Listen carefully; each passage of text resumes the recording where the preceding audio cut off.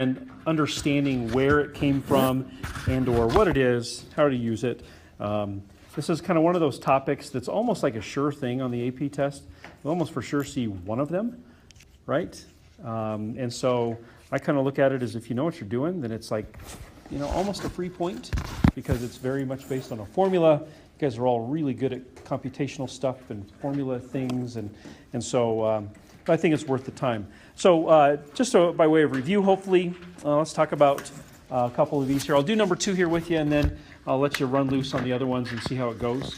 So number 2 says, find the derivative of, and we read this as the inverse of f, not f to the negative 1, because an inverse is not 1 over f. An inverse is the function that undoes in this case, undoes the f function. So the first thing I typically do here is I'm going to write a little note to myself and to whoever is reading my quiz. I'm going to say, you know what, I'm going to rename this. I don't really like that notation. I'm going to say that the inverse of f, I'm going to start calling it g, just to make life easier for myself moving forward. And if I call the inverse of f g, then I can do one or two things. I can either remember the formula or I can derive the formula, one of the two. But I want to arrive at this spot. Either way, g prime of x is equal to 1 over f prime of g of x. You can get that formula by using the properties of inverses and a chain rule. You can get there in a couple steps, or you can just memorize it. Up to you. I think both ways are good. Okay, so let's remember, they're asking us to find the derivative of f when x is equal to 7. And so this means plug in a 7. So we're going to find g prime of 7. And this is kind of where we run into the first little roadblock. We got 1 over f prime of g of 7. And this g of 7 is the first thing we got to evaluate. What's the problem here? Why can't we just evaluate g of 7? We don't have g of 7. Now the truth is, on this particular question, number 2, you could actually find g of 7 relatively easily, but other questions you won't be able to. And so we're going to practice with this formula in preparation for questions like number 3 or later on, where finding the inverse is not going to be so good, or possible for that matter. So here's the principle at play here. With inverses, two things get switched up. What gets switched with inverse functions? The inputs and the outputs, right? They get switched. So here's how we would handle this. We would say that an input for g is the same thing as an output for f, since they are inverses. So the way that I would evaluate g of 7 is not to plug a 7 in for x in the in the g function, but plug a 7 in for f of x in the f of x function. So 7 becomes the output, and this one is, like I said, pretty easy to solve. Subtract 5, divide by 2, cube root it, and I think we get x equals 1. Or, what we'll use here in a few minutes, some educated guess and check. Right, we'll look at it and say, what x might work? Oh, look at that. 2 plus 5 is 7, so if x were 1, this would work pretty well. So we'll use that here in just a little bit. Okay, so then I can say g prime of 7 is really equal to 1 over f prime of 1. And I can actually do f prime of 1 directly because I know what f is. So I'm going to come over here, write down f prime. F prime is equal to 6x squared. So f prime of 1 is equal to 6. Therefore, g prime of 7 equals 1/6. All right, so just a little manipulation there with inverses and all that good stuff. I hope that makes sense. Why don't you guys try? I think 3 and 4 are some other examples of this. Give those a shot. We'll check some answers in a few minutes. G prime of negative 15 is equal to 1 over f prime of g of negative 15. And so that's just straight from the formula. Plug in the number in. Here we go. My first job is to do g of negative 15. I can't really do that because at this point I have no chance of finding g because we cannot find the inverse directly of that, just because of the way it's constructed. And so we're going to have to use a little educated guessing and checking. So what I do is I say if negative 15 is supposed to be the input for g, I'm going to make it the output for f, and I'm going to do a little educated guessing and checking. I see that negative 15 is obviously negative, so I'm thinking I probably should try some negative inputs, maybe like negative 1. If you try out negative 1, you get negative 2 plus negative 1 is negative 3 plus 3 is 0. That's obviously not it. So I try negative 2. I try negative 2. I get negative 16 plus negative 2 is negative 18 plus 3. There it is negative 15. So I would say based on my in-depth analysis of guess and check, x should be negative 2. That make sense? Okay.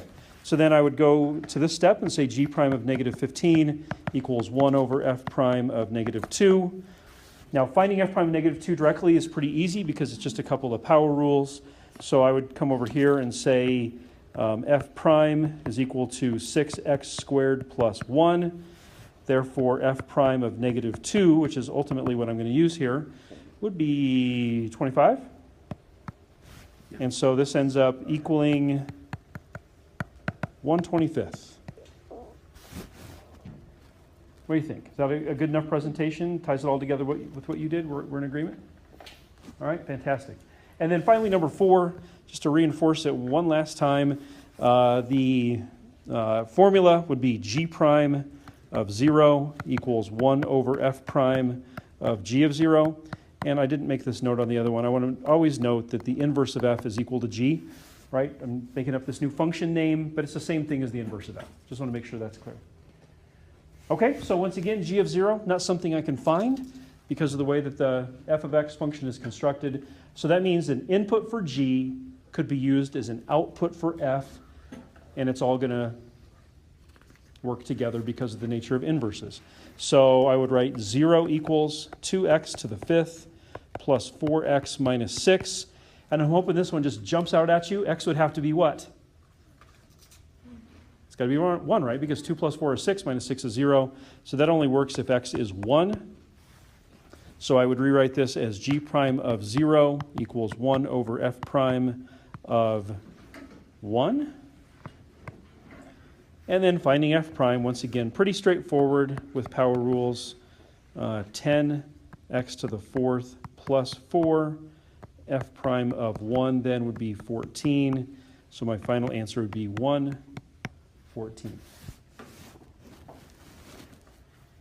So you got a little repetition here in class. Did you all do okay? Cameron, you did okay? Okay. Fantastic. Any questions? Okay, very good. Well, let's move forward then. I don't know if I have enough room to do this. I don't. I'll end up doing this on the board. So this won't be part of our video, but that is okay because you're all here. I don't know if folks that I didn't have last year saw what I'm about to do or not. I showed this to you last year if I had you in AB last year, so forgive me for doing this again. But it does have some good meaning moving forward as well. So this 5.4 to 5.5 is basically talking about exponentials and other logs other than natural log. And you guys probably remember from last year, and Sean, we're jumping ahead. I don't know if the video doesn't say to do this until later on. We're ahead a little bit, and that's fine. I'll just do some explaining, and so you don't have to watch a video now. How about that? None of you have to watch a video. Okay, so d dx, derivative with respect to x of e to the x. You remember this from last year? E to the x, the easiest derivative of the year.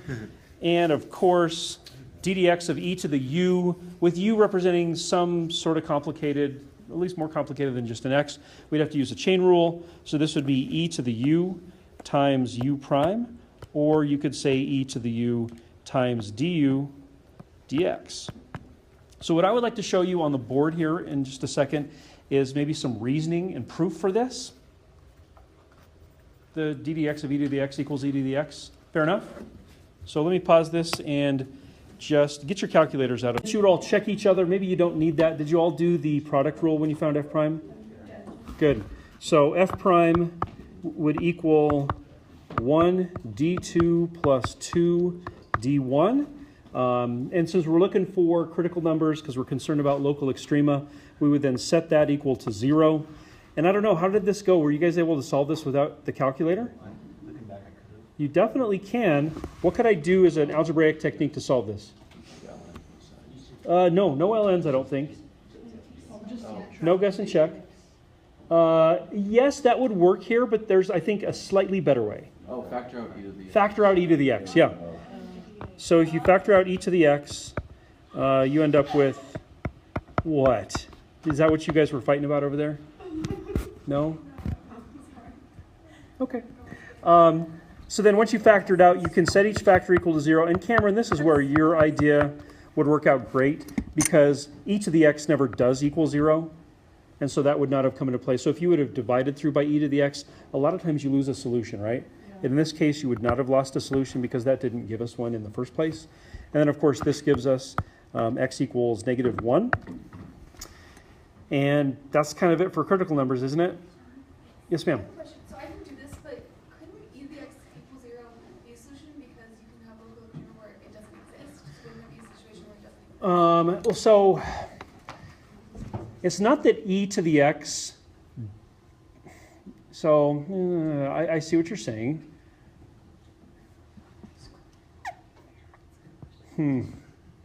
I guess the way that I'll think about, I see your logic. I do see your logic.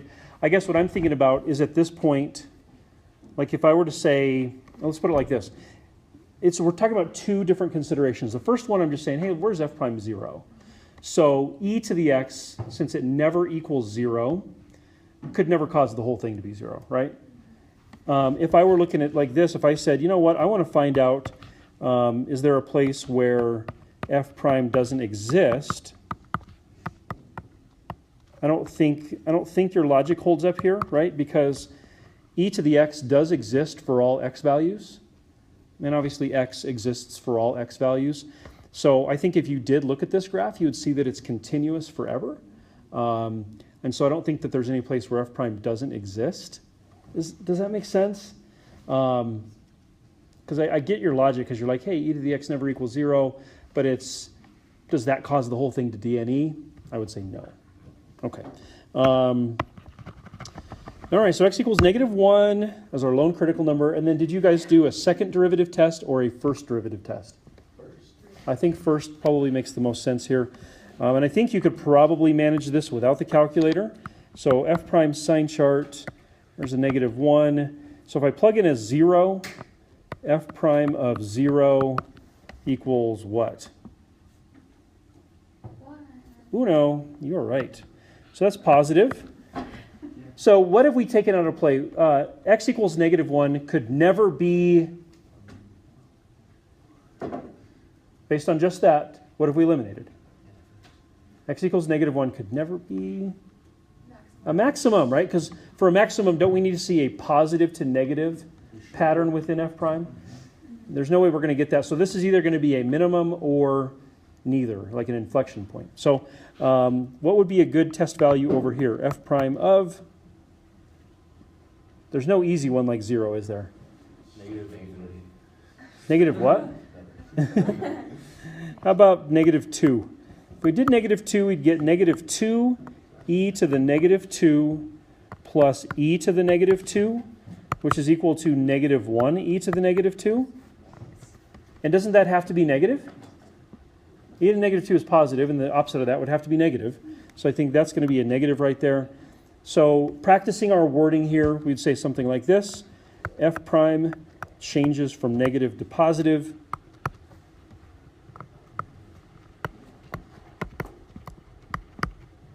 At x equals -1, therefore f has a local min at x equals -1. So I did not write f prime equals 0 in my justification because I already said that right there. I've already proven that I found a critical number. Remember, if you didn't have to write that, we talked about this before on like a quiz or a test, if you didn't have to write that because you're just using a graph information, make sure you do somewhere say, I found a critical number, because that's where f prime equals 0, right? Somewhere, whether it's in your justification or early on somewhere, make sure you do write that. Okay, so were we successful? Good review? Okay, awesome. Well, let's at least talk about the integral real quick, and then it'll be just about time for us to go. So here it is, integrating the natural log function. Of course, already let the cat out of the bag on this one. You already knew it. The integral of e to the x dx is simply e to the x plus c. Come on. There we go. And so then integral of e to the u du, assuming that the du is the right du, in other words, like Timmy didn't mess it up, you end up with e to the u plus c as well. What are you guys graphing?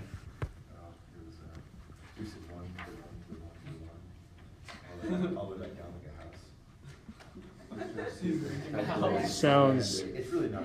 Sounds mathematically deep. I made a house. Oh my gosh. I didn't know you could Beautiful. do I didn't know you could do that either. that. I like it sections it out. You've inspired me to leave you with a thought before you go today. Okay, so don't let me forget. So let's do, I don't know, let's do one or two of these here. Again, I want you to see the common theme amongst these. Like an example like number 1, you can definitely do a use substitution concept. I personally feel like that is a slower way to do it than I would want you to do it. I would look at this and say, hey, it's e to the u. Is the du the right du? In other words, is the derivative of the inside the other factor in the integrand? And Timmy's messed up, right? By how much did he mess up? Factor of 3, yeah. So what we would probably do then is write it the right way. But of course, we can't just multiply the integrand by 3 and call it good.